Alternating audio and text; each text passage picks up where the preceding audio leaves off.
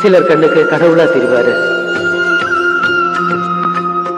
சிலருக்கு வைத்தியரா தெரிவாரு,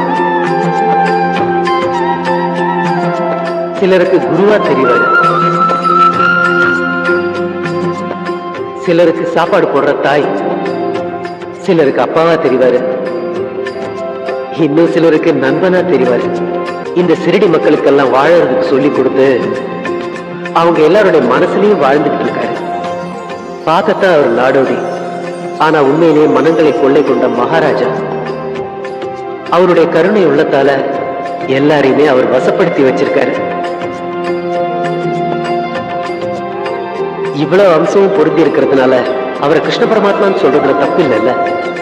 அப்படி இருக்கும்போது இதை மதுரான்னு சொல்லலாம், பிருந்தாவனம்னு சொல்லலாம், துவாரகைன்னு கூட சொல்லலாம் இல்லையா?